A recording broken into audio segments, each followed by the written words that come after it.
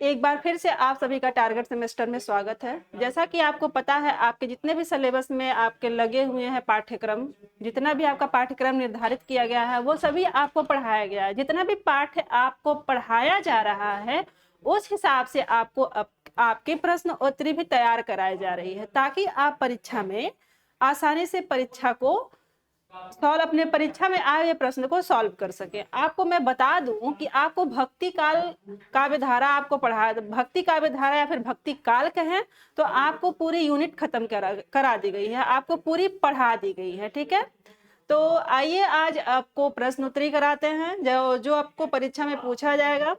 आपको बता दें कि आप टारगेट सेमेस्टर पे जुड़े हैं या फिर इस ऐप को इंस्टॉल करेंगे, या फिर इस सेमेस्टर में आप देखेंगे कि आपको फ्री वीडियो भी आपको उपलब्ध कराई जाती है यूट्यूब पे।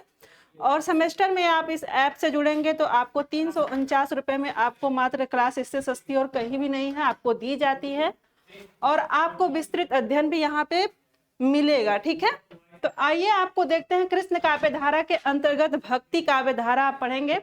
भक्ति काव्य धारा आप पढ़ भी चुके हैं, आप प्रश्न को सॉल्व करेंगे। क्या करेंगे? सॉल्व करेंगे।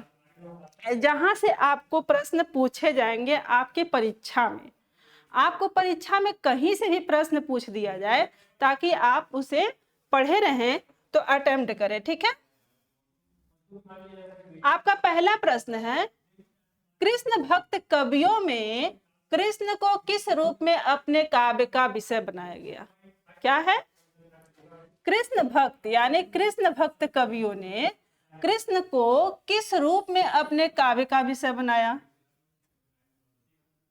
किस रूप को अपने काव्य का विषय बनाया? तो आप देखिए, आपका प्रश्न नंबर पहले का सी का उत्तर है श्रीमद् भागवत पुराण। क्या? श्रीमद् भागवत पुराण के कृष्ण को बनाया गया। किसको बनाया गया? श्रीमद् भागवत पुराण के कृष्ण को बनाया गया। आपका दूसरा प्रश्न है, हिंदी में कृष्ण को काव्य का विषय बनाने का श्रेय सर्वप्रथम किस कवि को है? सबसे पहले किस कवि ने काव्य में कृष्ण को अपना विषय बनाया? आप देखेंगे कि वल्लभाचार्य। पहले तो देखेंगे विद्यापति ने बनाया है। किसने बनाया है?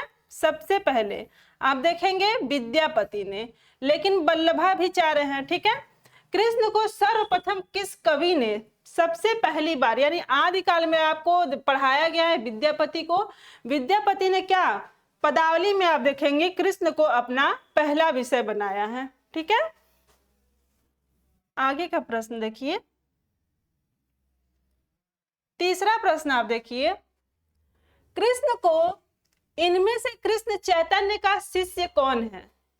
आपको जब गौड़ी संप्रदाय पढ़ाया गया तो वहां पढ़ाया गया है कि चैतन्य महाप्रभु के कितने शिष्य हैं। आपसे प्रश्न यह किया जा रहा है, कृष्ण चैतन्य महाप्रभु यानी कृष्ण चैतन्य के शिष्य कौन कौन हैं?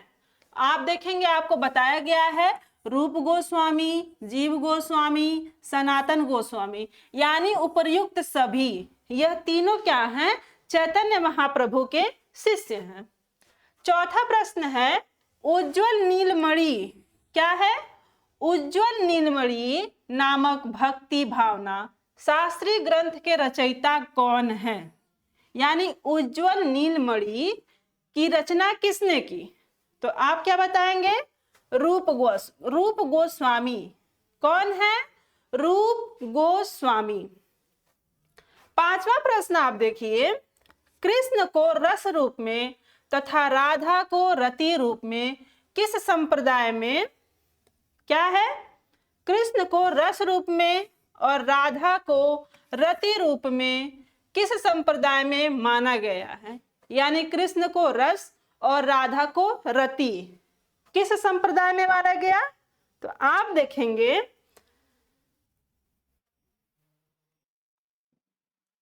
देखेंगे वैष्णव सहजिया संप्रदाय। किसमें? वैष्णव सहजिया संप्रदाय में कृष्ण को रस और राधा को रति रूप में स्वीकार किया गया है।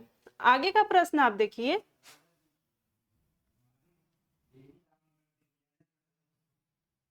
छठा प्रश्न आप देखिए, राधा वल्लभ संप्रदाय का प्रवर्तन किसने किया? आपको सारे संप्रदाय पढ़ाए गए हैं, जिसमें से आपको यह प्रश्न पूछा जा रहा है, राधा वल्लभ संप्रदाय यानी राधा वल्लभ संप्रदाय का प्रवर्तन किसने किया?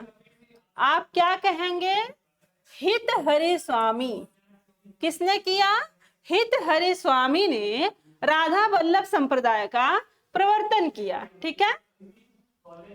7वां प्रश्न आप देखिए, किस संप्रदाय के प्रवर्तक चैतन्य महाप्रभु हैं? चैतन्य महाप्रभु आपको कृष्ण काव्य धारा में सखी संप्रदाय, गौड़ी संप्रदाय, राधा वल्लभ संप्रदाय, सखी संप्रदाय और वल्लभ संप्रदाय भी पढ़ाया गया है, वहीं से आपको प्रश्न पूछा जा रहा है। आपका प्रश्न है 7वां, किस संप्रदाय का प्रवर्तक चैतन्य महाप्रभु हैं? आपको पढ़ाया गया है तो आप क्या लगाएंगे? गौड़ी संप्रदाय। क्या है? गौड़ी संप्रदाय का प्रवर्तन चैतन्य महाप्रभु ने किया है। 8वां प्रश्न आप देखिए, 8वां प्रश्न क्या है आपका?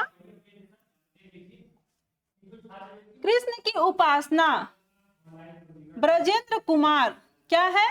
कृष्ण की उपासना ब्रजेंद्र कुमार, कृष्ण की उपासना ब्रजेंद्र कुमार के नाम रूप में किस संप्रदाय के अनुयायी ने किया है? किस संप्रदाय के अनुयायी ने किया है?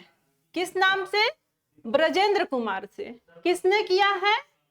आप देखेंगे, आपका 8वां प्रश्न है, कृष्ण की उपासना ब्रजेंद्र कुमार से किसने किया है? तो आपका उत्तर क्या है? आप देखिए, चैतन्य महाप्रभु। किसने किया है? कृष्ण की उपासना ब्रजेंद्र कुमार से किसने किया है? तो आप बताएंगे चैतन्य महाप्रभु। 9वां प्रश्न है आपका, राधा वल्लभ संप्रदाय किस दार्शनिक मत का प्रतिपादन किया? राधा वल्लभ संप्रदाय ने किस दार्शनिक मत का प्रतिपादन किया? आपको पढ़ाया भी गया है, राधा वल्लभ संप्रदाय, ठीक है, सॉरी, वल्लभाचार्य ने किस दार्शनिक मत का प्रतिपादन किया? वल्लभाचार्य ने किसका? तो आप कहेंगे शुद्धाद्वैतवाद का। किसका? तो शुद्धाद्वैतवाद का प्रतिपादन, दर्शन है किस दर्शन का? शुद्धाद्वैतवाद का प्रतिपादन इन्होंने किया। अगला प्रश्न आपका है 10वां प्रश्न आप देखिए, पुष्टि मार्ग का प्रवर्तक आचार्य कौन है? पुष्टि मार्ग के प्रवर्तक आचार्य कौन है? तो आप क्या लिखेंगे? वल्लभ। क्या है? वल्लभ। पुष्टि मार्ग के प्रवर्तक आचार्य कौन है? वल्लभ से अभिप्राय है वल्लभाचार्य। क्या है? वल्लभाचार्य। अगला क्वेश्चन आप देखिए, अगला प्रश्न है आपका, इनमें से वल्लभाचार्य के शिष्य कौन से हैं? कृष्ण भक्त कवि। यानी वल्लभाचार्य के 4 शिष्य थे, अष्टछाप में आपको पढ़ाया गया है। वल्लभाचार्य के 4 शिष्य और विट्ठलनाथ के 4 शिष्य, यानी 8 शिष्य मिला, 8 शिष्यों का योग से अष्टछाप कवियों का निर्माण हुआ था। आपको यह पढ़ाया गया है और प्रश्न आपसे यह पूछा जा रहा है कि वल्लभाचार्य के शिष्यों में, यानी वल्लभाचार्य के शिष्य कौन से कृष्ण भक्त कवि थे? वल्लभाचार्य के कौन से शिष्य थे? देखेंगे आप, छित स्वामी विट्ठलनाथ के हैं, गोविंद स्वामी विट्ठलनाथ के हैं, नंददास भी विट्ठलनाथ के हैं, लेकिन कुंभन दास क्या है? वल्लभाचार्य के शिष्यों में एक हैं कुंभन दास। ठीक है, सूरदास भी हैं, कृष्णदास भी हैं, परमानंद दास भी हैं। तो आप देखेंगे कुंभन दास किसके शिष्य हैं? वल्लभाचार्य के। अष्टछाप के कवियों में 12वां प्रश्न आपका है, अष्टछाप के कवियों की संख्या कितनी बताई गई है? अष्टछाप के कवि, अष्टछाप यानी 8 कवियों के योग से अष्टछाप के कवियों का निर्माण होता है। आपसे यह प्रश्न भी किया जा रहा है, अष्टछाप के कवियों की संख्या कितनी है? आप कितना बताएंगे? 8। कितना है? 8।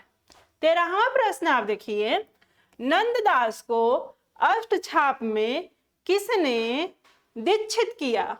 यानी आपसे प्रश्न यह पूछा जा रहा है, नंददास किसके शिष्यत्व का ग्रहण किया, यानी अपना गुरु किसे बनाया? प्रश्न यह है, नंददास को अष्टछाप में किसने दीक्षित किया? तो आप क्या बताएंगे? गोसाई विट्ठलनाथ। किसने किया? गोसाई विट्ठलनाथ। अगला आपका प्रश्न है, आप देखिए प्रश्न नंबर 14। क्या प्रश्न आपसे किया जा रहा है? अष्टछाप के कवि किस मंदिर में कीर्तन करते थे? अष्टछाप के जो कवि थे, जो 8 कवि थे, वो कौन से मंदिर था जहां पे वो जाकर कीर्तन भजन पूजा अर्चना करते थे? तो आप देखिए श्रीनाथ जी का मंदिर। कहाँ? श्रीनाथ जी के मंदिर में जाकर 8 कवि अपनी आराध्य को पूजते थे, कीर्तन करते थे, भजन करते थे। 15वां प्रश्न आप देखिए, अष्टछाप की स्थापना कब हुई? विट्ठलनाथ ने अष्टछाप की जो 8 कवियों की अष्टछाप की स्थापना की 8 कवियों के योग से, वह कब किया? उसकी समय सीमा तो होगी ना। आप देखिए 1565 में। कब? 1565 में अष्टछाप के कवियों का स्थापना की गई। 16वां प्रश्न है, सूरदास किसके शिष्य थे? अभी आपको पूरे ऐसे प्रश्न कराए जा रहे हैं, अष्टछाप में कितने भी प्रश्न बने, कहीं से भी प्रश्न बने, आप उसका उत्तर आसानी से दे सके। 16वां प्रश्न है, सूरदास किसके शिष्य थे? सूरदास किसके शिष्य थे? आप देखिए तो सूरदास किसके शिष्य थे? तो किसके शिष्य थे? वल्लभाचार्य के। किनके शिष्य थे सूरदास? वल्लभाचार्य के। अगला प्रश्न है आपका प्रश्न नंबर 17। देखिए, गोसाई विट्ठलनाथ जी ने पुष्टि मार्ग को जहाज किसे कहा? पुष्टि मार्ग को जहाज विट्ठलनाथ ने किसे कहा? जब सूरदास की मृत्यु होती है तो वहीं पर दुखी होके विट्ठलनाथ ने कहा, अष्टछाप के जहाज चले जात हो। क्या? अष्टछाप के जहाज चले जात हो, यानी किसे कहा? तो आप देखेंगे सूरदास को कहा। किसे कहा? सूरदास को कहा। ठीक है। 18वां प्रश्न आपका है, प्रश्न नंबर 18। देखिए, भक्तमाल की रचना किसने की? भक्तमाल की रचना किसने की? आपका यह प्रश्न है, भक्तमाल की रचना किसने की? तो आप देखेंगे नाभादास ने। किसने किया? तो नाभादास ने भक्तमाल की रचना की। अगला प्रश्न आपका 19 है। आप देखिए 19वां प्रश्न, प्रश्न नंबर 19। 84 वैष्णव की वार्ता के रचयिता कौन है? 200 वैष्णव की वार्ता, 84 वैष्णव की वार्ता में जितने भी ये भक्तमाल के कवि हुए, जितने भी लोगों के जीवन परिचय है, यहीं पे आपको मिलता है। और इसकी रचयिता कौन है? तो आप देखेंगे गोकुलनाथ हैं। और ये गोकुलनाथ कौन है? यानी देखेंगे आप सूरदास के पुत्र विट्ठलनाथ, और विट्ठलनाथ के पुत्र क्या है? गोकुलनाथ। और इन्होंने ही 84 वैष्णव की वार्ता और 200 वैष्णव की वार्ता की रचना की। ठीक है। अगला प्रश्न है 20, प्रश्न नंबर 20। ब्रज भाषा कृष्ण काव्य में सूरदास के उपरांत किस कवि को सर्वाधिक प्रतिभाशाली एवं विद्वान माना गया? क्या है? सूरदास। अष्टछाप में कहा जाता है कि सूरदास बहुत ही प्रतिभाशाली कवि थे, लेकिन इनके बाद भी प्रतिभाशाली कवि अष्टछाप के अंतर्गत ही हुए। वह कौन है? सर्वाधिक प्रतिभाशाली एवं विद्वान माना जाता है सूरदास के बाद। आप देखेंगे नंददास। कौन है? नंददास। भ्रमर गीत की रचना सूरदास ने किया और भंवर गीत की रचना नंददास ने भी किया है। ठीक है। अगला प्रश्न है आपका 21 नंबर प्रश्न। देखिए क्या है, अनेकार्थ मंजरी के रचयिता कौन है? अनेकार्थ मंजरी के रचयिता कौन है? तो तो आप देखिए इसका उत्तर है नंददास। क्या है? नंददास। अनेकार्थ मंजरी के रचयिता के नाम कौन है? किन्होंने रचना की? तो नंददास। अगला प्रश्न आप देखिए, रास पंचाध्यायी के रचयिता कवि कौन है? रास पंचाध्यायी के रचयिता कवि कौन है? तो कौन है? नंददास। कौन है? नंददास। अगला प्रश्न क्या है? युगल शतक के रचनाकार का नाम बताइए।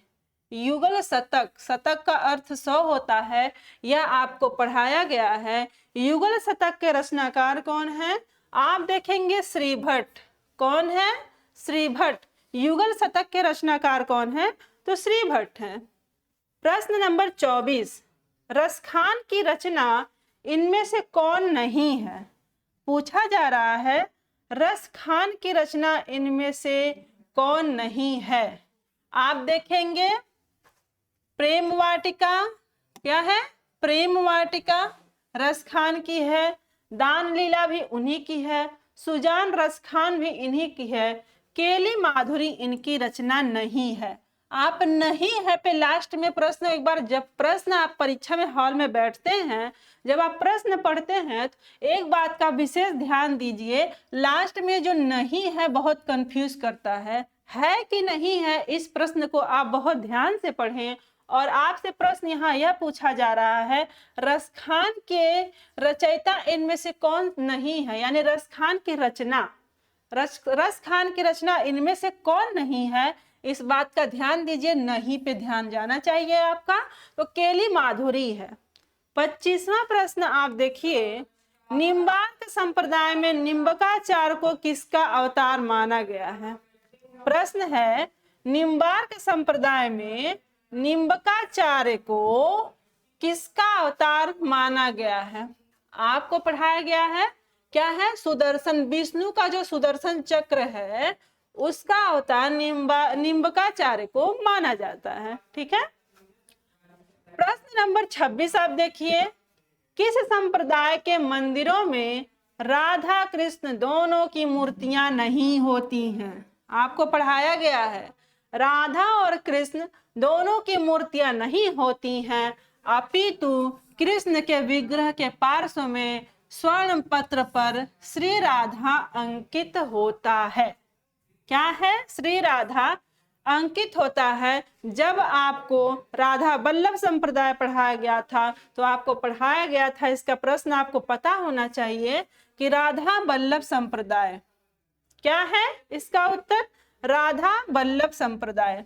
अगला प्रश्न आप देखिए, प्रश्न नंबर 27 क्या है? निजमत सिद्धांत किस संप्रदाय के सिद्धांतों पर आधारित है?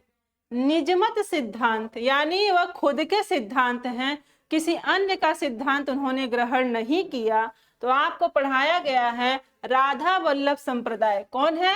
राधा वल्लभ संप्रदाय, जो अपने ही सिद्धांत को लेकर के चलता है, वह किसी भी सिद्धांत को ग्रहण नहीं करते हैं। ठीक है। 28वां प्रश्न आपका है, तानसेन के गुरु कौन से आचार्य माने जाते हैं?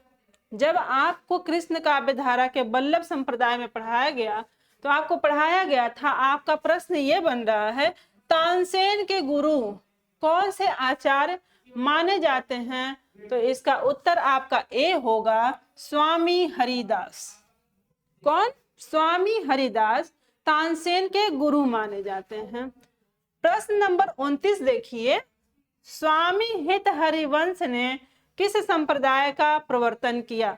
स्वामी हित हरिवंश ने किस संप्रदाय का प्रवर्तन किया? राधा वल्लभ संप्रदाय का। किस संप्रदाय का प्रवर्तन किया स्वामी हित हरिवंश ने? राधा वल्लभ संप्रदाय का प्रवर्तन किया। 30वां नंबर प्रश्न आप देखिए, राजस्थान के सलेमाबाद में, यानी राजस्थान के सलेमाबाद में किस संप्रदाय की गद्दी है? किस संप्रदाय की गद्दी है? तो किस संप्रदाय की है? निम्बार्क संप्रदाय। क्या है? निम्बार्क संप्रदाय। ठीक है। 31वां प्रश्न आपका है, प्रपन्न कल्पवल्ली ग्रंथ के रचयिता कौन है? प्रपन्न कल्पवल्ली ग्रंथ के रचयिता कौन है? इसके रचयिता कौन है? निम्बकाचार्य। कौन है? निम्बकाचार्य। अगला प्रश्न है प्रश्न नंबर 32, चैतन्य संप्रदाय के दार्शनिक मत को क्या कहा गया है? चैतन्य संप्रदाय के दार्शनिक मत को यानी दार्शनिक मत को क्या कहा गया है? तो आप देखिए इसका उत्तर क्या होगा? बी होगा, अचिंत्य भेदा भेदवाद। क्या है? अचिंत्य भेदा भेदवाद। अगला आपका प्रश्न है प्रश्न नंबर 33, आप देखिए, सूरदास को किस महाकवि की वंश परंपरा से माना जाता है? सूरदास का वंश परंपरा क्या है और कहां से माना जाता है? तो आप बताएंगे चंद बरदाई। कहां से? चंद बरदाई। सूरदास का जन्म कब माना जाता है? सूरदास का जन्म, प्रश्न है कि सूरदास का जन्म कब माना जाता है? तो आप क्या बताएंगे? 1478 ईस्वी। सूरदास का जन्म कब हुआ है? 1478 ईस्वी। ठीक है। अगला प्रश्न है प्रश्न नंबर 35, आप देखिए, प्रश्न नंबर 35, जनश्रुति के आधार पे, क्या है? जनश्रुति के आधार पे आप देखेंगे जनश्रुति के आधार पर किस कवि को तुलसीदास का भाई कहा जाता है? जनश्रुति यानी लोगों के, लोग कैसा मानते, उस समय के लोग यानी विद्वान मानते थे, कवि लोग मानते थे, या फिर उस समय के लोग मानता था कि सूरदास के भाई जो हैं नंददास हैं, लेकिन इसका कहीं भी प्रमाण आपको नहीं मिलता है, चाहे हमें नहीं मिलता है। नंददास कहाँ के मूल निवासी थे? नंददास कहाँ के मूल निवासी थे? प्रश्न आपका है नंददास कहाँ के मूल निवासी हैं? नंददास कहाँ के मूल निवासी हैं? तो सुकर क्षेत्र में। कहाँ के? सुकर क्षेत्र में। अगला प्रश्न आपका है हित 84 के रचयिता कौन है? 37 नंबर प्रश्न देखिए, हित 84 के रचयिता कौन है? आपको पढ़ाया गया है हित 84 के रचयिता कौन है? आप देखेंगे हित हरिवंश। कौन है? हित हरिवंश हित 84 के रचनाकार है। ठीक है, इन्होंने हित 84 की रचना की है। अगला प्रश्न है आपका प्रश्न नंबर 38, देखिए, किस कृष्ण भक्त कवि ने 42 ग्रंथों की रचना की? किस कृष्ण भक्त कवि ने 42 ग्रंथों की रचना की? तो देखेंगे ध्रुवदास। ध्रुवदास ने 42 ग्रंथों की क्या की है? रचना की है। प्रश्न नंबर देखिए 39, इनमें से कौन सा कवि मुसलमान था? कृष्ण काव्य धारा के अंतर्गत ऐसा कौन सा कवि है जो धर्म से मुसलमान था? क्या? मुसलमान। आप देखेंगे रसखान। रसखान क्या थे? मुसलमान थे। प्रश्न नंबर 40 आप देखिए, प्रश्न नंबर क्या है? 40। 40 प्रश्न नंबर आप देखिए, भंवर गीत के रचयिता कौन है? भंवर गीत और भ्रमर गीत। क्या है? भ्रमर गीत और भंवर गीत दो रचनाएं हैं। भ्रमर गीत के रचनाकार कौन है? तो आप बताएंगे सूरदास। और भंवर गीत के रचनाकार कौन है? तो आप बताएंगे नंददास। कौन है? नंददास। सूरदास मत लगाइएगा, कंफ्यूज मत होइएगा। प्रश्न नंबर आप देखिए 41 यानी 41, उद्धव गोपी संवाद से युक्त काव्य को किस काव्य परंपरा का नाम दिया जाता है? उद्धव और गोपी संवाद को किस काव्य परंपरा का नाम दिया जाता है? तो आप देखेंगे उद्धव शतक परंपरा। क्या है? भ्रमर गीत के अंतर्गत है। जब आप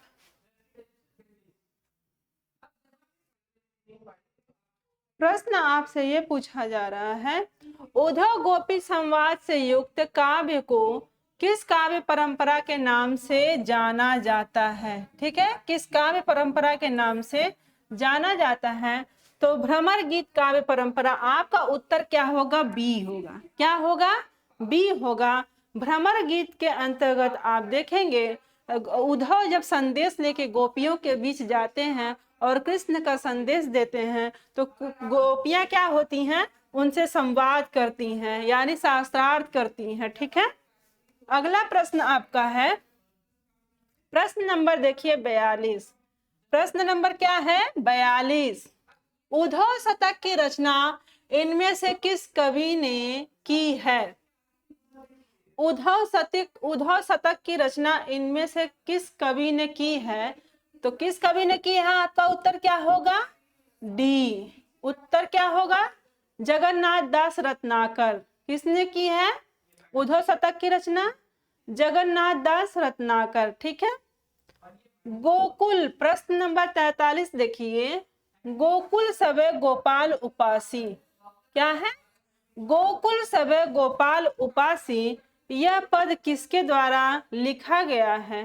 प्रश्न है गोकुल सबे क्या है? गोकुल सबे गोपाल उपासी यह पद किसका लिखा हुआ है? किसका है? सूरदास का है। किसका है? सूरदास। अगला प्रश्न आप देखिए, इनमें से किस कवि को गोपियां सर्वाधिक भावुक है? प्रश्न है इनमें से किस कवि की गोपियां? प्रश्न क्या है? इनमें से किस कवि की गोपियां क्या है?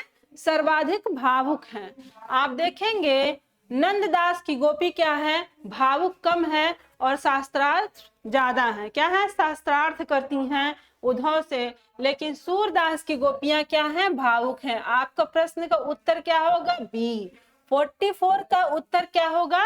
बी। किस कवि की गोपियां सर्वाधिक भावुक हैं? तो आप कहेंगे सूरदास की। किसकी? तो सूरदास की। अगला प्रश्न है निर्गुण कौन देश को वासी?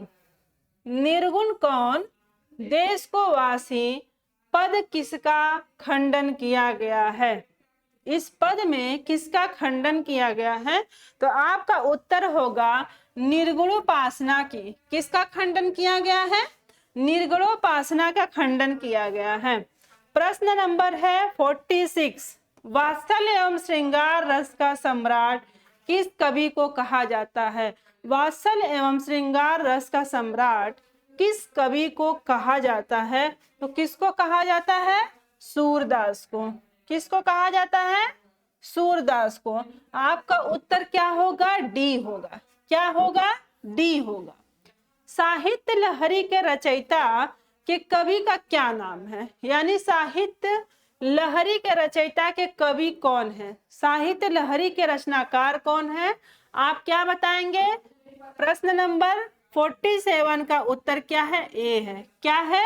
ए है। अगला प्रश्न आप देखिए 48 यानी 48। 48 प्रश्न में क्या प्रश्न पूछा जा रहा है? सूरदास दृष्टकूट पद किस ग्रंथ में संकलित है?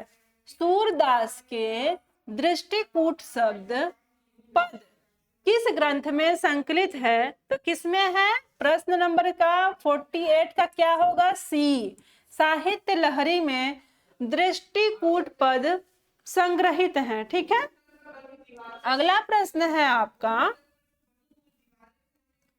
अगला प्रश्न आपका सूरदास का जन्म स्थान डॉक्टर ने यानी डॉक्टर नगेंद्र ने कहाँ मानी है? डॉक्टर नगेंद्र ने कहाँ मानी है सूरदास का स्थान? तो आप देखेंगे कहाँ मानी है डॉक्टर नगेंद्र ने नगेंद्र ने किस स्थान पर माना है? तो कहाँ माना है? प्रश्न नंबर ए 49 का प्रश्न नंबर 49 का ए सही होगा। सी ही में माना है। 50 नंबर देखिए प्रश्न संख्या 50 आप, सूरदास की भक्ति भावना किस वर्ग के अंतर्गत आती है? सूरदास की भक्ति भावना कैसी है? आपको पढ़ाया गया है सख्य भाव का है। कैसी है? सख्य भाव का है। सूरदास की भक्ति भावना कैसी है? सख्य भाव का है। ठीक है। अगला प्रश्न है आपको 51 देखिए, सूरसागर किसी चली आती हुई गीत काव्य परंपरा का, चाहे वह मौखिक ही रही हो, पूर्ण विकास प्रतीत होती है। यह कथन किसने कहा है? 51, प्रश्न संख्या 51। तो आप क्या बताएंगे? डॉक्टर नगेंद्र आचार्य रामचंद्र शुक्ल ने क्या कहा है? सूरसागर की चली आती हुई गीत काव्य परंपरा का, चाहे वह मौखिक ही हो, पूर्ण रूप से विकास प्रतीत होती है। तो किसने कहा है? आचार्य रामचंद्र शुक्ल ने कहा है। सूरदास की भक्ति पद्धति का मेरुदंड पुष्टि मार्ग है। यह कथन किसने कहा है? यह कथन किसने कहा है? आप देखेंगे आचार्य रामचंद्र शुक्ल ने कहा है। किसने कहा है? आचार्य रामचंद्र शुक्ल ने कहा है। ठीक है। किसने कहा है? रामचंद्र शुक्ल। जा पर दीनानाथ ढरे, इस पद में किस प्रकार की भक्ति है? इस पद में किस प्रकार की भक्ति है?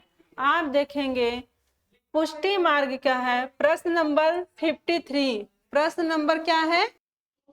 किससे जोड़ा है? तो सिद्धांत पंचाध्यायी। किससे जोड़ा है? आपका आंसर क्या होगा? बी होगा, सिद्धांत पंचाध्यायी।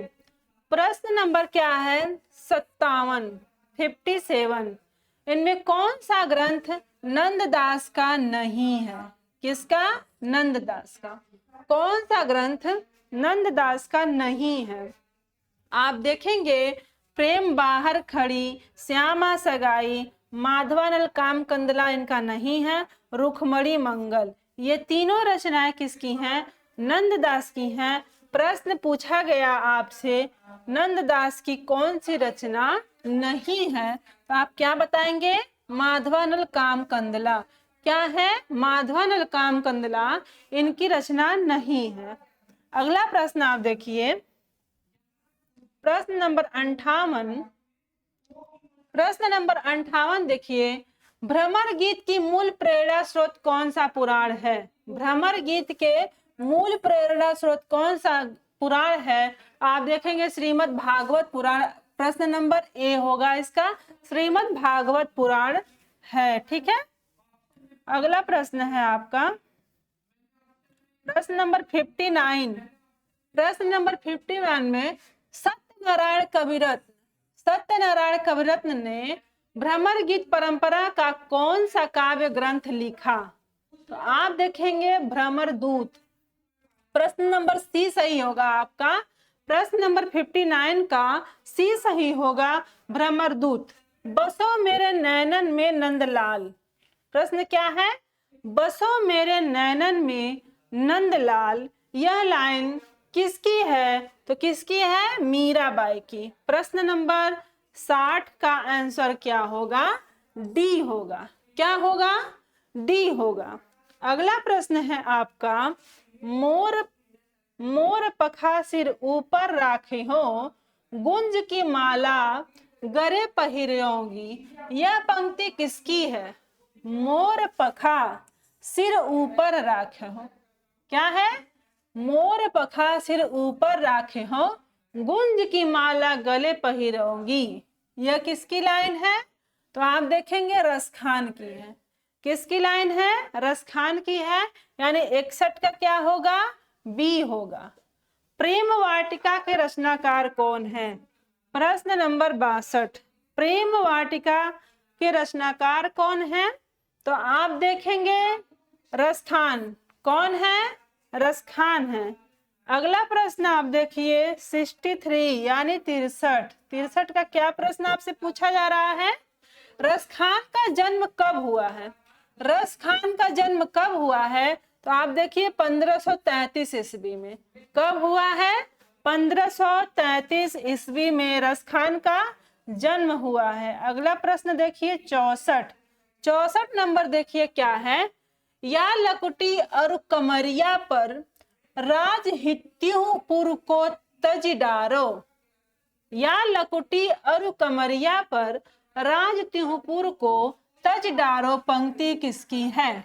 आप कहेंगे किसकी है? रसखान की है। किसकी है? रसखान की है। उज्जवल नीलमणि के रचनाकार कौन है? प्रश्न आपसे रिपीट हो गया है, आपको रिपीट करा दिया गया है, रिपीटेड प्रश्न है। प्रश्न है उज्जवल नीलमणि तो क्या है आप बताएंगे? रूप गोस्वामी। अगला प्रश्न आप देखिए, प्रश्न नंबर आपका 66 66 देखिए, प्रश्न क्या है? सूरसागर काव्य रूप क्या है? सूरसागर जो सूरदास की रचना है वो किस रूप में है? आप देखेंगे गीत काव्य में है। क्या है? गीत काव्य में है। 66 का डी सही होगा, यानी गीत काव्य है। मीराबाई की भक्ति किस प्रकार की है? तो कैसी है? 67 का क्या होगा? सी होगा। मीराबाई की भक्ति माधुर्य भक्ति है। क्या है? माधुर्य भक्ति है। 68 आप देखिए, 68 में देखिए आप, अष्टछाप की स्थापना का श्रेय किस आचार्य को जाता है? अष्टछाप की स्थापना का श्रेय किस आचार्य को जाता है? तो किसको जाता है? विट्ठलनाथ को, यानी 68 का बी आपका सही है, विट्ठलनाथ को जाता है। अगला प्रश्न आप देखिए 69 में क्या पूछा गया है? भक्तमाल की रचयिता का श्रेय किस आचार्य को है? यानी भक्तमाल की रचना किसने की है? तो आप बताएंगे क्या? नाभादास को। प्रश्न नंबर 69 का सी है, नाभादास। 70 प्रश्न आप देखिए, कृष्ण गीतावली के रचयिता कौन है? कृष्ण गीतावली के रचयिता, सूरदास मत लगाइएगा, कृष्ण गीतावली के रचयिता कौन है? तो तुलसीदास है। कौन है? तुलसीदास है। अगला प्रश्न है 71 यानी 71 प्रश्न आप देखिए, अष्टछाप का कवि कौन है? इनमें से अष्टछाप का कवि कौन है? आप देखेंगे परमानंद दास अष्टछाप के कवि हैं। ठीक है, आपको आठों का अष्टछाप के आठों कवियों को आपको पढ़ाया गया है। तो इसमें कौन है? परमानंद दास।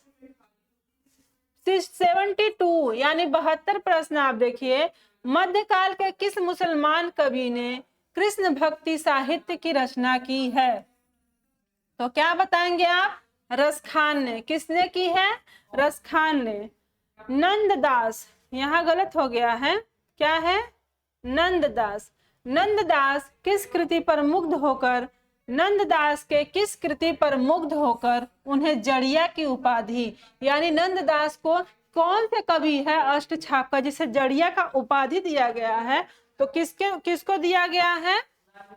यानी किस कृति पर मुग्ध होकर के इन्हें जड़िया का उपाधि दिया गया है। ठीक है, प्रश्न आपसे क्या है? तो आप बताएंगे कि रास पंचाध्यायी। ठीक है, क्या है? कृष्ण किस कृति पर मुग्ध होकर इन्हें जड़िया की उपाधि दी गई है? तो क्या है? रास पंचाध्यायी पर मुग्ध होकर इन्हें जड़िया की उपाधि दी गई है। ठीक है, प्रश्न नंबर आप 74 देखिए। 74 में क्या है? रास पंचाध्यायी में किस छंद का प्रयोग हुआ है? छंद पूछा जा रहा है। नंददास का रास पंचाध्याय जो कृति है इसमें क्या है? रोला छंद है। क्या है? रोला छंद का प्रयोग किया गया है। 75 नंबर आप देखिए, ध्रुवदास किस संप्रदाय के कवि हैं? ध्रुवदास किस संप्रदाय के कवि हैं? तो किस संप्रदाय के हैं ध्रुवदास? तो आप देखेंगे राधा वल्लभ संप्रदाय के। किस संप्रदाय के कवि हैं? राधा वल्लभ संप्रदाय। प्रश्न, अगला प्रश्न आप देखिए 76 देखिए, 76 देखिए, इन मुसलमान हरिजन पे कोटिन हिंदू वारिये भारतेंदु ने यह पंक्ति किस कवि के लिए कहा? भारतेंदु हरिश्चंद्र। किसने? भारतेंदु हरिश्चंद्र ने यह पंक्ति किसके लिए कहा? आपसे अभी पीछे प्रश्न पूछा गया कि मुसलमान कवि कौन है, और यहाँ क्या कह रहे हैं? इस मुसलमान हरिजन पर पे कोटिन हिंदू वारिये। किसका है? तो किसको कहे हैं? रसखान को कहे हैं। रसखान के दीक्षा गुरु कौन है? रसखान ने किसे अपना गुरु बनाया और उनसे दीक्षा ली? तो कौन है? देखेंगे विट्ठलनाथ। कौन है? विट्ठलनाथ है।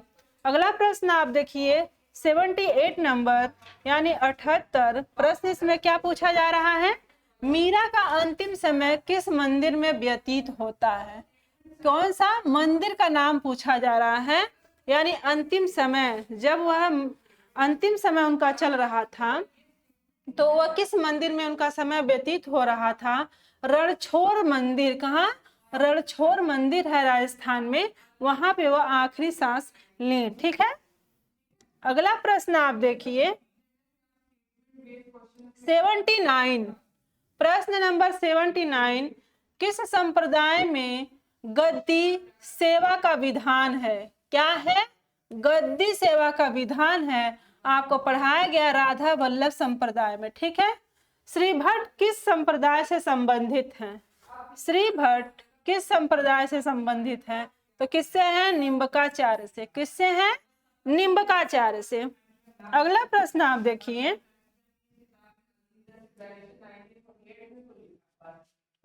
कृष्ण भक्त कवियों के लिए उपजीव्य सामग्री कहाँ से प्राप्त है? तो ये प्रश्न भी दोहराया जा रहा है आपका। तो प्रश्न है बी का उत्तर होगा। क्या होगा? बी होगा, श्रीमद् भागवत से। अब अगला प्रश्न देखिए 82 यानी 82। इनमें से रामानुजाचार्य द्वारा प्रवर्तित उस संप्रदाय का नाम बताइए जिसमें राम भक्ति का क्या है? विधान है। क्या पूछा जा रहा है? संप्रदाय पूछा जा रहा है। क्या है? रामानुजाचार्य द्वारा प्रवर्तित उस संप्रदाय का नाम बताइए। तो क्या है? आप देखेंगे श्री संप्रदाय है। क्या है? श्री संप्रदाय है। धनुषवाणधारी राम के लोक रक्षक स्वरूप की उपासना उत्तर भारत में किसने प्रचलित की? दक्षिण भारत से उत्तर भारत में राम को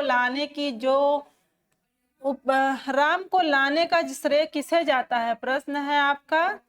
प्रश्न देखिए, प्रश्न आपसे यह पूछा जा रहा है धनुषवाणधारी राम को लोक रक्षक स्वरूप की उपासना उत्तर भारत में किसने प्रचलित किया? तो किसने किया? रामानंद ने। किसने किया? रामानंद ने। अगला प्रश्न है,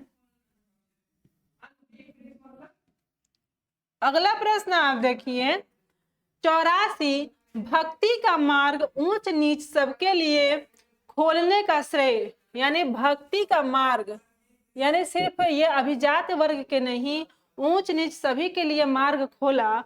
और ये श्रेय किसको जाता है? शुक्ल ने किसको दिया है? तो किसको दिया है? रामानंद को।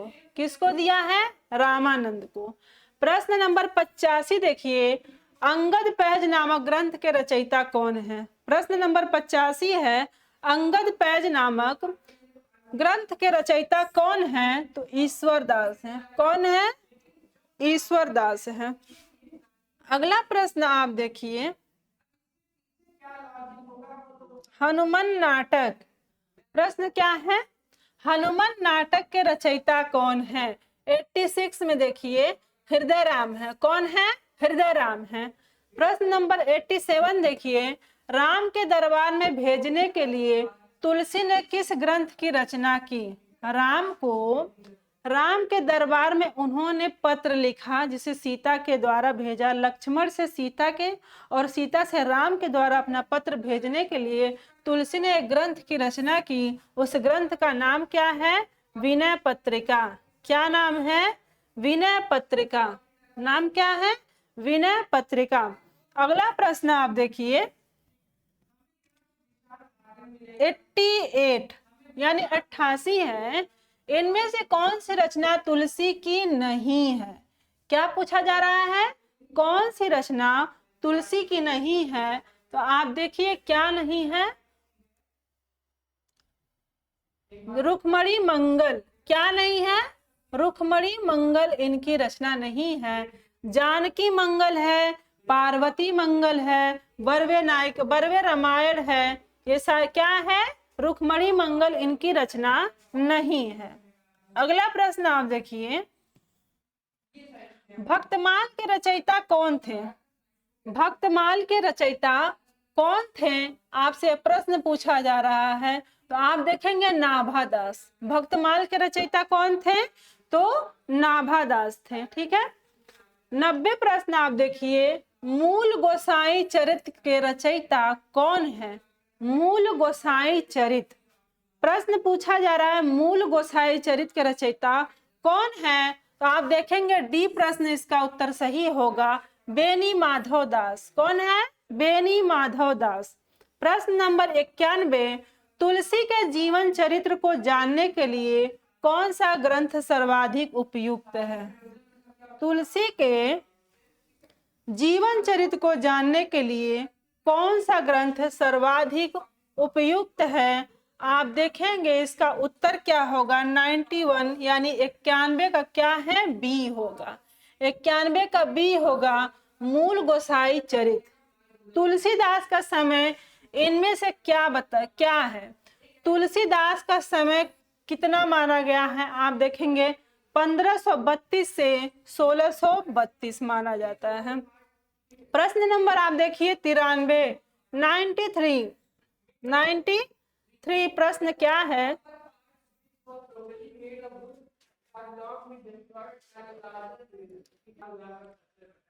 तुलसी की माता का क्या नाम है? तुलसी के माँ का नाम पूछा जा रहा है, उनके माता जी का क्या नाम था? तो आप देखेंगे आपको पढ़ाया भी गया है, हुलसी। क्या नाम है? हुलसी देवी। क्या नाम है? हुलसी। अगला प्रश्न आप देखिए, आचार्य रामचंद्र शुक्ल ने तुलसी का जन्म स्थान कहाँ माना है? आचार्य रामचंद्र शुक्ल ने तुलसी का जन्म स्थान कहाँ माना है? तो इसका उत्तर क्या होगा? सी, राजापुर। कहाँ माना है? राजापुर। प्रश्न नंबर 95 देखिए, प्रश्न नंबर क्या है? 95 प्रश्न यह पूछा जा रहा है, काशी में तुलसी ने किस गुरु के पास रहकर विद्या अध्ययन किया? आपको पढ़ाया भी गया है और प्रश्न पूछा जा रहा है, यानी इनके शिक्षा गुरु का नाम पूछा जा रहा है। तो कौन थे? शेष सनातन। कौन थे? शेष सनातन। आचार्य रामचंद्र शुक्ल ने तुलसी के प्रमाणिक ग्रंथों की संख्या कितनी बताई है? यानी रामचंद्र शुक्ल ने तुलसीदास के प्रमाणिक ग्रंथों की कितनी संख्या मानी है? तो कितनी मानी है? 12। कितना माना है? 12। 97 प्रश्न आप देखिए, बरवे रामायण की रचना तुलसीदास ने किस आग्रह पर किया? बरवे रामायण की रचना तुलसीदास ने किसके आग्रह पर किया? तो आप देखेंगे रहीम के। किसके? रहीम के आग्रह पे किया। ठीक है। अगला प्रश्न है 98, तुलसीदास की गीतावली किस कवि की रचना से प्रभावित है? गीतावली। गीतावली किस कवि की रचना से क्या है? प्रभावित है। आप देखेंगे सूरदास के। ठीक है। सूरदास की सुर सरावली रचना से सुर सागर से प्रभावित है। ठीक है। अगला प्रश्न है आपका 99 प्रश्न नंबर देखिए, हनुमान बाहु के रचयिता कौन है? तुलसीदास हैं। कौन है? तुलसीदास हैं। पौरुषे रामायण के रचयिता का नाम क्या है? तो आप देखेंगे नरहरि बाट। क्या है? नरहरि बाट। प्रश्न नंबर 100 का सी प्रश्न सही है, नरहरि बाट। राघवानंद किसके गुरु थे? प्रश्न पूछा जा रहा है आपसे, राघवानंद किसके गुरु थे? किनके गुरु थे राघवानंद? आप देखेंगे रामानंद के। किसके गुरु थे? रामानंद के। किनके गुरु थे? तो आप बताएंगे रामानंद के। गोद लिए हुलसी फिरे तुलसी को सूत होए, यह पंक्ति किसने कही है? आप देखेंगे रहीम दास ने कही है। और तुलसी के माता का क्या नाम है? हुलसी है। क्या है? हुलसी। अगला प्रश्न है 103 नंबर देखिए, रामचरितमानस की रचना आचार्य शुक्ल के अनुसार कितने सर्ग में, कितने समय में है? समय पूछा जा रहा है, यानी सर्ग पूछा जा रहा है। कितना समय लगा? रामचंद्र शुक्ल के अनुसार रामचरितमानस की रचना में कितना समय लगा? तो 2 वर्ष लगा। 2 वर्ष 7 महीना और 26 दिन लगा है। ठीक है। अगला प्रश्न आप देखिए, रामचरितमानस में कुल कितने कांड हैं? रामचरितमानस में कुल कितने कांड हैं? तो 7 कांड हैं। कितने कांड हैं? 7 कांड हैं। रामचरितमानस के रचना का प्रारंभ हुआ। रामचरितमानस की रचना का कब प्रारंभ हुआ? तो देखेंगे 1631 ईस्वी विक्रमी संवत। कितना? 1631 विक्रमी संवत में हुआ। प्रश्न है 106, आप देखिए, रामचरितमानस का 5वां कांड कौन है? रामचरितमानस का 5वां कांड कौन सा है? 5वां कांड पूछा जा रहा है। रामचरितमानस का 5वां कांड क्या है? तो आप देखेंगे 5वां कांड क्या है? सुंदर कांड है। क्या है? सुंदर कांड है। भक्तमाल के रचयिता कौन है? प्रश्न ये भी रिपीटेड है। भक्तमाल के रचयिता कौन है? नाभादास है। कौन है? नाभादास है। अगला प्रश्न आपका है, आखिरी प्रश्न है, 1-2 प्रश्न और बचे हैं आपके। बरवे रामायण के रचयिता कौन है? बरवे रामायण के रचयिता कौन है? तो तुलसीदास है। कौन है? तुलसीदास है। अगला प्रश्न आप देखिए, अगला प्रश्न है आपका, आखिरी प्रश्न है। अगला प्रश्न आपका है 9वां प्रश्न। देखिए, नाभादास के गुरु का क्या नाम था? नाभादास के गुरु का नाम अग्रदास था। हनुमान नाटक के रचयिता कौन है? हनुमान नाटक के रचयिता आप देखेंगे हृदय राम है। कौन है? हृदय राम है। रामायण महानाटक के रचयिता कौन है? रामायण महानाटक तो प्राणचंद चौहान। रामायण महानाटक के रचयिता कौन है? प्राणचंद चौहान। आपके भक्ति काल की परंपरा को खत्म कर दिया गया, पढ़ा दिया गया, खत्म नहीं कर दिया गया है, यानी पढ़ा दिया गया है। भक्ति काल काव्य धारा आपका समापन यहाँ पे होता है। अगली कक्षा आपका रीतिकाल से प्रारंभ होगा। हमारे चैनल पे आप बने रहिए। आपको सारी कक्षाएं, सारे क्लास आपको डिस्क्रिप्टिव पढ़ाए जाते हैं, आपको उसका प्रश्न उत्तरी भी कराया जाता है। दोनों को ध्यान में रख करके हमारी कक्षाएं चलती हैं। आप हमारे चैनल से जुड़ने के लिए टारगेट सेमेस्टर पे आप ऐप इंस्टॉल कर सकते हैं। ठीक है, तब तक धन्यवाद।